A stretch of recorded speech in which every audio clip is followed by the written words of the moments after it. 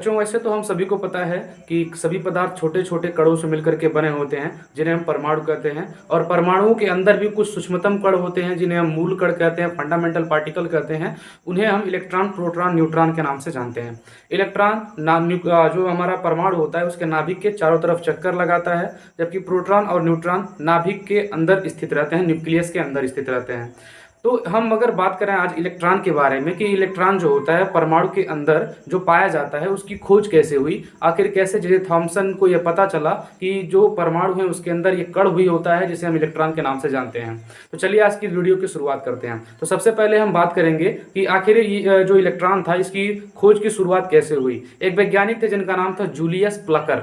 इनका नाम आप याद रखिएगा, एक वैज्ञानिक थे, हम यहीं पे लिखते हैं, जिनका नाम था जूलियस प्लकर। ये जो जूलियस प्लकर साइंटिस्ट थे, इन्होंने नियर अबाउट कहा जाए 1858 से 1858 से 59 के बीच में, 1858 से लेकर के 1859 के बीच में उन्होंने एक एक्सपेरिमेंट किया था जिसे हम कहते हैं कैथोड रे ट्यूब एक्सपेरिमेंट। एक जो कैथोड रे ट्यूब था, इसके अंदर उन्होंने कैथोड रे का आविष्कार किया था। यानी कैथोड रे का आविष्कार नहीं किया, कैथोड रे को खोजा था। कौन सा रेज खोजा था? तो कैथोड रे उन्होंने इस कैथोड रे को खोजा था। अब चलिए उनके एक्सपेरिमेंट को समझते हैं कि जूलियस प्लकर ने कैसे किया था। यहाँ पे देखिए, यहाँ पर पहले से एक फिगर बना हुआ है। इस फिगर में अंदर क्या क्या चीजें हैं, एक एक करके आपको बताया। सबसे पहले अगर आप देखेंगे तो ये एक बंद ट्यूब दिख रहा है, इस ट्यूब को आप कैथोड ट्यूब भी बोल सकते हैं, लेकिन वैसे सिंपल इसे आप कह सकते हैं एक ट्यूब है। एक कौन सा ट्यूब है? तो ये कांच का शीशे का एक ट्यूब है। इस शीशे के ट्यूब के अंदर से हवा निकालने के लिए यहाँ पर एक वैक्यूम पंप लगा हुआ है। ये जो वैक्यूम पंप यहाँ पे लगा दिया गया है, वैक्यूम पंप की सहायता से ऐसे पूरा एयर हम निकाल लेंगे। तो इतना एयर हम निकाल लेंगे कि इसके अंदर जो हवा है उसका दबाव एकदम मिनिमम रहे, नियर अबाउट 0.001 mmHg इसका दबाव इसके अंदर का होना चाहिए। मतलब एकदम कम कर दिया जाए तो देखो, जीरो से भी कम दिख रहा है, 0.001 mmHg आपका दिख रहा है। वो नियर अबाउट देखा जाए तो इसके अंदर का अगर हम पूरा हवा निकाल देते हैं, इसके अंदर हम अगर वैक्यूम क्रिएट कर देते हैं, तो वैक्यूम क्रिएट करने के बाद इसके दोनों सिरों पर, यहाँ पे और यहाँ पर एक धातु का एक लगा देते हैं, धातु का एक रॉड लगा देते हैं, यहाँ पर भी एक लगा देते हैं, और एक को हम कैथोड मानते हैं और एक को एनोड मानते हैं। कैथोड और एनोड क्या होता है ये भी समझ लीजिए। कैथोड यह वह होता है जिसके अंदर माइनस चार्ज गति करता है, माइनस चार्ज उसके अंदर फ्लो होता है। एनोड वह होता है जिसके अंदर प्लस चार्ज गति करता है। आप बैटरी जानते हैं, बैटरी के अंदर दो सिरे होते हैं। अगर कोई भी बैटरी है तो बैटरी के अंदर एक प्लस होता है तो एक माइनस होता है। तो जो प्लस वाला होता है वो एनोड से आता है। इसके अंदर जो धातु का जो परत लगा होता है, जो धातु के उसके अंदर छड़ लगे होते हैं, उसको हम क्या बोलते हैं? एनोड। और जो माइनस वाला आता है उसको हम बोलते हैं कैथोड। तो इस ट्यूब का भी पूरा उनका सिस्टम यही था। ये जो ट्यूब है, इस ट्यूब को हम बोलते हैं कैथोड रे ट्यूब, और इसके अंदर की पूरी हवा निकालने के लिए यहाँ पर एक लगा देते हैं वैक्यूम पंप। और जैसे इसके अंदर से पूरी हवा निकल जाती है, उसके बाद हम यहाँ पे जो दोनों प्लेटें लगी हैं, कैथोड और एनोड,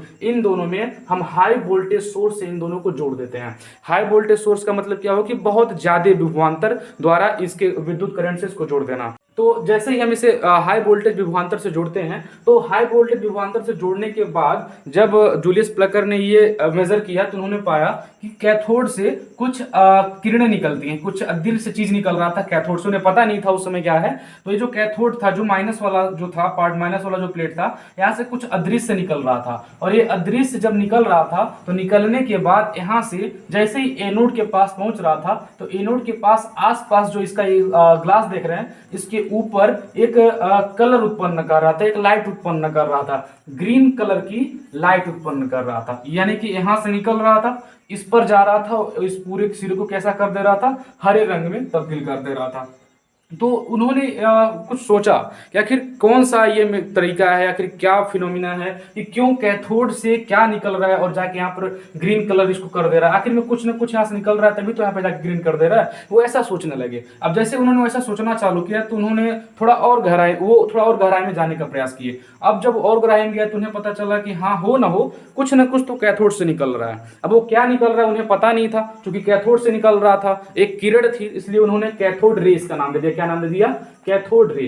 अभी जो कैथोड रे है ये जैसे ही एनोड पर जाता है तो वहां पर एनोड के ऊपर होते हैं प्लस चार्ज और कैथोड रे जो है इसके ऊपर होता है माइनस चार्ज। तो ये माइनस वाला प्लस वाले के पास जैसे ही जाता है इसको पूरा ग्रीन कर देता है। तो यहाँ पर सबसे पहले कैथोड रे की उत्पत्ति हुई। ध्यान दीजिएगा, इलेक्ट्रॉन की खोज से पहले जूलियस प्लकर ने कैथोड रे को खोजा था। अब कैसे खोजा था कैथोड रे को, उनका एक्सपेरिमेंट आपने देख लिया। उन्होंने सबसे पहले एक ट्यूब लिया, एक विद्युत विसर्जन नलिका जिसे आप बोलते हैं। ये ट्यूब के अंदर उन्होंने एक तरफ कैथोड ले लिया, एक तरफ एनोड ले लिया। अब जैसे ही उन्होंने इसके हाई वोल्टेज सोर्स से जोड़ा तो यहाँ जो कैथोड है यहाँ से कुछ अदृश्य किरणें निकली और जाके एनोड के चारों तरफ जो शीशा था, जो ग्लास था, उसके ऊपर पड़ी और उसको ग्रीन कलर कर दिया, उसको हरा कर दिया। तो जूलियस प्लकर ने वहां से ऑब्जर्व किया कि हो न कुछ यहाँ से निकल रहा है और वहां पे जा रहा है। इसका नाम उन्होंने क्या दिया, इस किरण का कैथोड रे नाम दे दिया। तो अभी हमने समझा कि कैथोड रे की उत्पत्ति कैसे हुई, आखिर जूलियस प्लकर ने कैसे इसको खोजा। अब हम बात करेंगे कि कैथोड रे के गुण कौन कौन से होते हैं, क्योंकि कोई भी किरण होती है उसके कुछ न कुछ गुण होते हैं। जैसे मान लीजिए हमारी जो लाइट है, जो विजिबल लाइट है, जो धरती पर आती है सूरज से, उसके अंदर भी गुण होते हैं। आप कहते हैं कि लाइट सीधी रेखा में चलता है, लाइट की स्पीड 3 लाख किलोमीटर पर सेकंड होती है, ऐसे सारी चीजें होती है ना। ऐसे ही कई वैज्ञानिक मिले आगे चल करके जूलियस प्लकर के बाद, उन्होंने कैथोड रे के ऊपर और सारे एक्सपेरिमेंट किया। अब चलिए एक एक करके उन सभी एक्सपेरिमेंट को देखते हैं। जब जूलियस प्लकर द्वारा कैथोड रे की खोज कर दी गई, उसके बाद कई सारे वैज्ञानिक आए, उन्होंने कैथोड रे के ऊपर एक्सपेरिमेंट करना चालू किया। जैसे एक वैज्ञानिक है विलियम क्रूक्स, ये भी फेमस है इस क्षेत्र में काम करने के लिए। उसके बाद फिर एक फेमस साइंटिस्ट और है जिनका नाम है जे थॉमसन, जिन्होंने आगे चल करके इलेक्ट्रॉन की खोज की। वो दोनों लोग मिल करके और सारे वैज्ञानिक मिल करके कैथोड रे के ऊपर तरह तरह के एक्सपेरिमेंट करने लगे। सबसे पहले एक एक्सपेरिमेंट किया गया, इसमें ये पाया गया कैथोड रे जो होता है स्ट्रेट लाइन में चलता है, एकदम सीधे रेखा में चलता है। तो इस एक्सपेरिमेंट को कुछ इस सेटअप के द्वारा ऑब्जर्व किया गया, इस सेटअप के द्वारा उसको देखा गया। ये सेटअप क्या है इसको आप समझिएगा। यहाँ पर ये भी वही है, एक कांच की नली ले ली गई है और कांच की नली लेने के दौरान यहाँ पर एक कैथोड ले लिया, कैथोड की प्लेट है, यहाँ पर एनोड है। अब कैथोड से जो किरणें निकलती हैं एनोड की तरफ, इसके बीच में एक लगा दिया गया है, क्रॉस लगा दिया गया है। क्रॉस का मतलब जानते हैं ना, ऐसे कोई कट लगा दिया गया है। ये जो क्रॉस आप देख रहे हैं, 1 2 3 4 क्रॉस है यहाँ पे। ये जो क्रॉस आप देख रहे हैं, ये जो क्रॉस है, इस क्रॉस के ऊपर जैसे ही ये जो कैथोड रे पड़ता है तो यहाँ पर इसका एक परछाई दिखाता है। जैसे मान लीजिए हमारी परछाई बनती है, जब हम लोग धूप के आगे जाते हैं, धूप में जाते हैं, तो हमारी कोई ना कोई परछाई बनती है और वो परछाई हम ये प्रूफ करती है कि प्रकाश सीधी रेखा में चलता है, क्योंकि जैसे हम खड़े रहेंगे ऐसे ही परछाई बनती है। यहाँ पर भी वही हाल था। कैथोड रे के सामने अगर कोई भी ऑब्जेक्ट अगर रख देते थे लोग तो सेम उसी का एक परछाई बन जाता था। अब ये क्रॉस इसलिए लिया गया था कि ये भी पता चल जाए कि स्ट्रेट लाइन में कैसे निकल रहा है। बीच बीच में से यहाँ पे खाली जगह है ना लाइट पास करने के लिए, तो ये खाली जगह से लाइट पास करता था और यहाँ पे आके पड़ता था। तो यहाँ पे उसका एक शैडो बना, यहाँ पर उसका एक कहा जाए तो परछाई बना। तो इस एक्सपेरिमेंट से ये पाया गया कि जो कैथोड रे होते हैं वो हमेशा स्ट्रेट लाइन में चलते हैं। दूसरा एक्सपेरिमेंट इसलिए किया गया, जो कैथोड रे होता है उसके अंदर कोई ना कोई मास होता है, कोई ना कोई पार्टिकल होता है जिसका कैथोड रे बना होता है। उस एक्सपेरिमेंट को दिखाने के लिए इस वाले सेटअप का यूज किया गया था। अब ये सेटअप क्या है इसको भी समझा दे रहे हैं। ये सेटअप भी सेम वैसे ही है जैसे ये वाला था। एक ट्यूब लिया गया है, इस ट्यूब के इस तरफ एनोड है, इस तरफ कैथोड है, लेकिन बीच में एक सेटअप चेंज कर दिया गया जो है पिन व्हील। क्या नाम है? Pin wheel.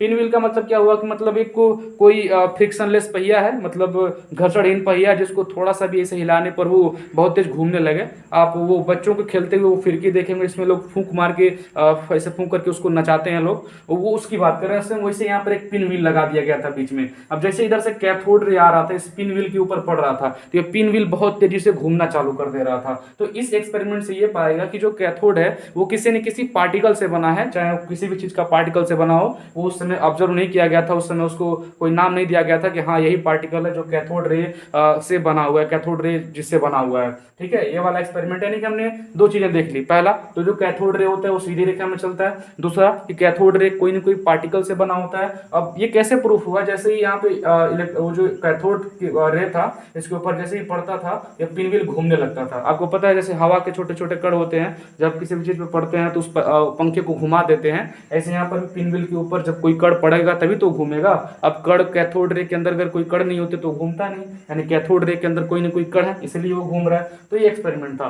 उसके बाद ये भी देखा गया जो कैथोड रे उसके अंदर एक गुण है, वो चुंबकीय या फिर विद्युतीय क्षेत्र के अंदर, इलेक्ट्रिकल या फिर मैग्नेटिक फील्ड के अंदर वो विक्षेपित होता है, वो इधर उधर हट जाता है। तो उसके लिए क्या किया गया था, एक ट्यूब लिया गया, इस ट्यूब के दोनों बगल प्लस माइनस चार्ज दिया गया, तो पाया गया जो कैथोड रे हमेशा प्लस की तरफ ही बेंड कर रहा है। जैसे मान लीजिए हम ये कहते हैं ना, दो चुंबक एक दूसरे को आकर्षित करते हैं, अगर एन एस रहे तो आकर्षित कर लेंगे, एन एन रहे चाहे एस एस रहे तो प्रतिकर्षित करते हैं, रिपल्सन करते हैं। ऐसे ही मान लो माइनस वाला प्लस की तरफ ही जाएगा, प्लस वाला माइनस की तरफ जाएगा, तो जो कैथोड रे होता था वो हमेशा प्लस की तरफ जाता था। प्लस मतलब इसका मतलब ये हो कि जो कैथोड रे है उसके अंदर कौन सा चार्ज है, माइनस चार्ज है। तो ये ऑब्जर्व किया गया। उसके बाद आते हैं मिस्टर जे जे थॉमसन। उसके बाद जे जे थॉमसन ने 1897 ईस्वी में ही, 1897 में ही वो बता दिया कि वो जो अदृश्य कण हैं जो कैथोड से निकल रहे हैं उन्हें इलेक्ट्रॉन कहा जाता है। उनका नाम उन्होंने इलेक्ट्रॉन रख दिया। और फिर उसके बाद एक वैज्ञानिक है जिन्होंने 1909 ईस्वी में ये बताया कि इलेक्ट्रॉन के ऊपर आवेश होते हैं, वो आवेश होता है 1.6 इंटू 10⁻19 कूलाम। उन्होंने ये बता दिया, किसने, मिलिकन ने। इनका नाम था मिलिकन। अभी मिलिकन के बारे में एक और एक्सपेरिमेंट है, मिलिकन ऑयल ड्रॉप मॉडल। इसको हम एक अलग से नेक्स्ट वीडियो में बना करके एक अलग वीडियो उसको आपको समझा देंगे कि मिलिकन का ऑयल ड्रॉप मॉडल क्या होता है। और इसी ऑयल ड्रॉप मॉडल की वजह से मिलिकन ने बता दिया कि एक इलेक्ट्रॉन के ऊपर इतने चार्ज होते हैं। ठीक है, अभी ये तो आप समझ लिया इलेक्ट्रॉन की खोज कैसे हुई। बाद में मान लीजिए सबसे पहले आपका कैथोड आ गया, कैथोड किरणें आ गई। कैथोड किरणें जो थी वो ये नहीं पता था किससे बना है, तो बाद में चल के थॉमसन ने बता दिया कि हाँ वो इलेक्ट्रॉन की बनी हुई है। उम्मीद आपको ये समझ आ गया होगा कि इलेक्ट्रॉन का खोज की शुरुआत कहाँ से हुआ, आखिर कैसे थॉमसन ने इलेक्ट्रॉन का खोज कर दिया। अब मिलते हैं बच्चों आपसे नेक्स्ट वीडियो में, तब तक के लिए जय हिंद।